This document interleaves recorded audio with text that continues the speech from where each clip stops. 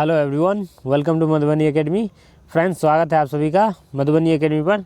देखिए, आज का जो आपका टॉपिक है वो बहुत महत्वपूर्ण है। आप लोग वीडियो को स्किप मत करना, क्योंकि यदि आप लोग सच्चे में सीटेट या फिर बीटेट का तैयारी कर रहे हो तो आप लोगों को हर एक पॉइंट को बारीकी से देखने की आवश्यकता है। और आप लोगों को पता होगा कि अब जो एग्ज़ाम हो रहा है ना, वो थिंकिंग बेस्ड आ रहा है, क्वेश्चंस एकदम लॉजिक पर बेस्ड आ रहा है।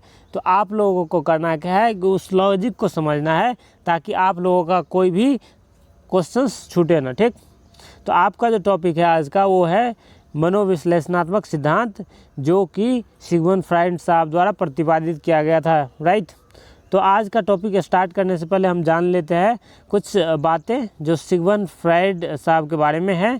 आप लोगों को ये पिक्चर दिख रहा होगा, ये पिक्चर सिगमंड फ्राइड साहब का है। राइट, देखिए, मनोविश्लेषणात्मक सिद्धांत, जिसको अंग्रेजी में साइको एनालिटिक थ्योरी कहते हैं, इस सिद्धांत का प्रतिपादन सिगमंड फ्राइड ने किया था। ठीक, जो ऑस्ट्रिया के निवासी थे। ऑस्ट्रिया अलग देश है और ऑस्ट्रेलिया अलग देश है, तो आप लोग ऑस्ट्रेलिया मत समझ लेना, ये ऑस्ट्रिया के निवासी थे। इस सिद्धांत में मन या मस्तिष्क का विश्लेषण किया जाता है। राइट, तो देखिए, सिगमंड फ्राइड साहब ने 3 तरह के मन बताए हैं। सबसे पहला है चेतन मन, जिसको अंग्रेजी में कॉन्शियस माइंड कहते हैं। राइट, उसके बाद है अर्ध चेतन मन, जिसको सब कॉन्शियस माइंड कहते हैं। और तीसरा है अनकॉन्शियस माइंड, जिसको अचेतन मन कहते हैं। तो सबसे पहले हम लोग समझ लेते हैं चेतन मन क्या होती है। देखिए, चेतन मन, यह मन प्रेजेंट के विचारों से रिलेटेड होता है, यानी कि whatever we are thinking in the present that is called conscious mind. मतलब हम जो सोच रहे हैं, जो कर रहे हैं, जो विचार हमारे मन में आ रहा है अभी प्रेजेंट में, वही चेतन मन से रिलेटेड विचार आ रहे हैं, और वही क्या कहलाएगा, तो कॉन्शियस माइंड कहलाएगा, या फिर चेतन विचार कहलाएगा, चेतन मन कहलाएगा। ठीक, नेक्स्ट वन है अर्ध चेतन मन। देखिए, इसमें हमें तुरंत ज्ञान नहीं होता, लेकिन कुछ टाइम देकर याद किया जा सकता है। जैसे हम लोग कुछ भूल रहे हैं, कुछ हमने बहुत पहले सुना था लेकिन उस बात को भूल रहे हैं, और उसको अभी रिप्रेजेंट करने में हमको दिक्कतें आ रही है, उस बात को माइंड में आने में अभी टाइम लग रहा है, यानी कि हम जो है सो उस बात को मिस कर रहे हैं। तो इसमें कुछ टाइम देने के बाद हमको फिर से याद आ जाता है, वही अचेतन मन हो गया, जिसको अंग्रेजी में सब कॉन्शियस माइंड कहते हैं। राइट, अब नेक्स्ट वन है अर्धचेतन मन, इसको समझते हैं। देखिए, अर्धचेतन मन, इसमें वे बातें होती है जो हम भूल चुके हैं और हमारे याद करने पर भी याद नहीं आ रहा है। हमें जो बातें पहले याद थी, बट अभी मैं उसको चाह कर के भी याद नहीं कर पा रहा हूँ, यानी कि उसको मैं भूल चुका हूँ पूरी तरह से, तो वही क्या कहलाएगा, अचेतन मन कहलाएगा। जैसे आप लोग स्कूल के दिनों में किस कलर के कपड़े किस दिन पहन करके जाते थे, ये आप लोगों को अभी याद नहीं होगा, तो वही आपके अचेतन मन के अंतर्गत चला जाएगा। ठीक, अब देखिए नेक्स्ट पॉइंट क्या है। सिगमंड फ्राइड साहब ने व्यक्तित्व यानी कि पर्सनालिटी को 3 भागों में बांटा है। सबसे पहला पर्सनालिटी है पहचान, जिसको इदम कहते हैं, और अंग्रेजी में आईडी या फिर आइडेंटिफिकेशन आप लोग कह सकते हो। राइट, देखिए, इसके अंतर्गत व्यक्ति की शारीरिक और मूल आवश्यकताएं आती है, जैसे भूख, प्यास, सेक्स आदि को संतुष्ट करना। यह सामाजिक आवश्यकताओं और नैतिक मूल्यों की चिंता किए बगैर इच्छाओं की पूर्ति पर बल देता है। इदम में ये हो जाता है कि मुझे अगर भूख लगी है तो मुझे खाना चाहिए, मुझे परवाह नहीं है कि किसी ने खाना खाया हो या फिर 2 दिन से भूखा हो, मुझे खाना चाहिए तो चाहिए। यानी कि उसकी जो मूल आवश्यकता है उसको संतुष्ट करने के लिए वो नैतिक मूल्यों की चिंता नहीं करता है, परवाह नहीं करता। ठीक, अब नेक्स्ट वन है ईगो। देखिए, ईगो को अहम कहते हैं, और आप लोगों को जो एग्ज़ाम में क्वेश्चन आएगा इससे तो डायरेक्ट ईगो या फिर अहम आ जाएगा, ये अहंकार नहीं आएगा। ठीक, तो आप लोगों को करना क्या है, तो अहंकार को भी याद कर लेना है, इन तीनों वर्ड को माइंड में सेटल कर लेना है। अब देखिए, ये क्या होती है, यह आवश्यकताओं या इच्छाओं की संतुष्टि की योजना का निर्माण करता है और उसका इम्प्लीमेंटेशन करता है, या परिणामों की चिंता करता है। जो हम लोगों की आवश्यकताएं हैं उसकी जो संतुष्टि की योजना है उसका निर्माण करना ईगो यानी कि अहम का कार्य होता है। ठीक, उसके बाद उसी योजना को इम्प्लीमेंट भी करने का काम ईगो या फिर अहंकार को ही होता है, और ये हमारे पर्सनालिटी के एक भाग होते हैं, राइट। अब बात कर लेते हैं नेक्स्ट पॉइंट पर। देखिए आप लोगों का जो नेक्स्ट पॉइंट है वो है सुपर ईगो, जिसको परा अहम कहते हैं, और इसमें किस टाइप की पर्सनालिटी आते हैं उस पर चर्चा कर लेते हैं। यह समाज द्वारा नैतिक सूत्रों के अनुसार कार्य करती है, यानी जिस व्यक्ति के अंदर सुपर ईगो ज़्यादा होगी वह बुरे कामों से उतना ही दूर होगा, जैसे चोरी ना करना या झूठ ना बोलना। देखिए जिसके अंदर भी सुपर ईगो आ जाता है ना, वो एकदम से नैतिकता के रूल को फॉलो करते हुए चलता है, वो ना तो झूठ बोलेगा ना चोरी करेगा, इन सब से उनको नफरत हो जाती है। आप लोग उनको बोल सकते हो एक भले आदमी समाज के, राइट, और उसके अंतर्गत आप लोगों को सुपर ईगो दिखने को मिल जाएगा। अब नेक्स्ट वन है मनोलैंगिक विकास, जिसको साइको सेक्सुअल डेवलपमेंट कहते हैं।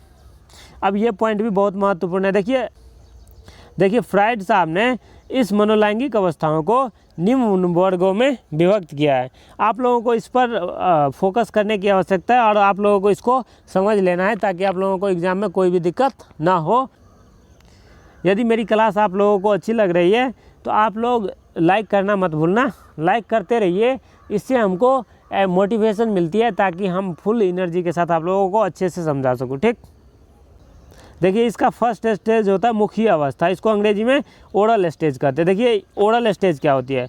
बालक के विकास की प्रथम अवस्था है ओरल स्टेज, राइट, जो जन्म से 18 माह तक की अवधि तक होती है, जिसमें होठ, जीभ, सहायक अंग मुख्य भाग होते हैं। इस अवस्था में चूसना, निगलना, दबाना, काटना आदि बालक को खुशी देता है।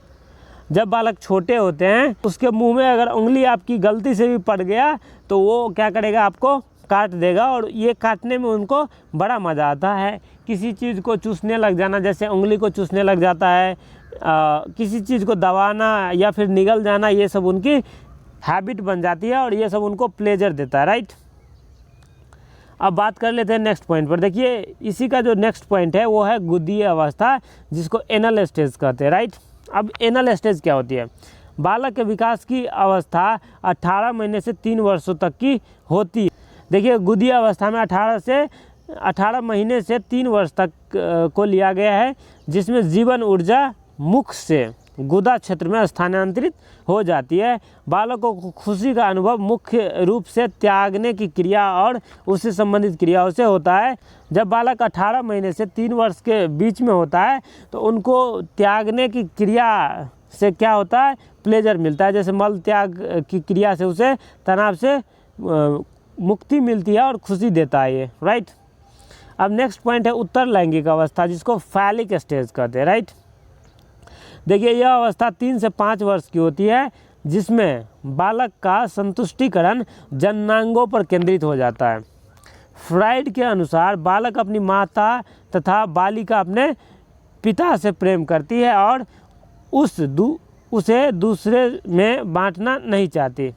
देखिए इसमें क्या होता है, तो जो बालक होते हैं या फिर बालिका होती है अपने से विपरीत लिंग वाले पेरेंट के साथ प्रेम करना स्टार्ट कर देते हैं 3 से 5 वर्ष की अवस्था में। जैसे बालक विपरीत लिंगीय अभिभावक से लगाव और समान लिंगीय अभिभावक से द्वेष रखता है। फ्राइड के अनुसार यह ओपीडस कॉम्प्लेक्स कहलाता है, ठीक। जैसे क्या होता है कि 3 से 5 वर्ष की अवस्था में जब एक कोई लड़की है तो उसको अपने पापा से प्रेम रहता है, जबकि मम्मी से उसको चिढ़ रहती है, ठीक। और वही 3 से 5 वर्ष के जो लड़के हैं उनको अपने मम्मी से प्रेम रहते हैं, उनको अपनी मम्मी से प्रेम रहता है, जबकि उनको पापा से चिढ़ रहते हैं, राइट। तो यही किस अवस्था में आ जाएगा, फैलिक स्टेज में आ जाएगा, ठीक। अब ये पॉइंट मैंने बता ही दिया। अब नेक्स्ट पॉइंट पर चलते। देखिए स्वमोह यानी कि सेल्फ इन्फैक्चुएशन, इसमें क्या होती है, तो शैशवा अवस्था में बालक अपने रूप पर मोहित हो जाता है एवं स्वयं से प्रेम करने लगता है। इस आत्म प्रेम की भावना को फ्राइड ने स्वमोह कहा है। यह किशोरावस्था में अधिक देखने को मिलती है। जब किशोरावस्था में चली जाती है तो अपने रूप को संवारने सजाने लग जाती है, क्योंकि उनको खुद के रूप से प्रेम होने लग जाता है, ठीक। या फिर लड़के भी एकदम से हेयर स्टाइल बना करके घूमने लग जाएंगे, यो हनी सिंह बनता फिरेगा। तो ये सब आप लोगों को किशोरावस्था में देखने को मिल जाएगा। और ये किसके कारण होता है? तो स्वमोह के कारण होता है, सेल्फ इनफैक्चुएशन के कारण होता है। ठीक, अब नेक्स्ट वन है सुप्तावस्था। सुप्तावस्था देखिए, यह अवस्था सामान्यतः शांत होती है। इस काल में बालक संज्ञानात्मक कौशल और सांस्कृतिक मूल्यों को ग्रहण करता हुआ अपना क्षेत्र विस्तृत करता है।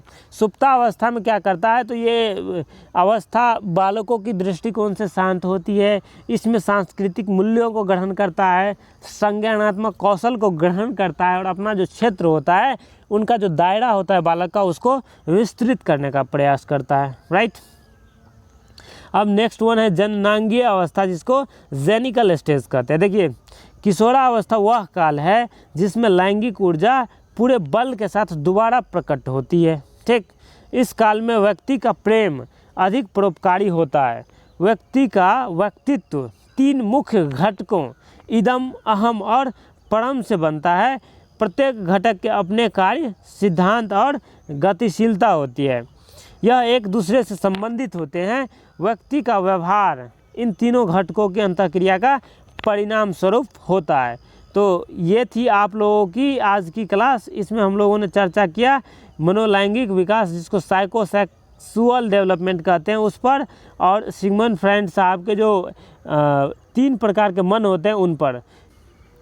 आई होप आप लोगों को ये समझ आए होगी। मिलते हैं नेक्स्ट क्लास में, तब तक के लिए जय Hind, all the very best, keep learning.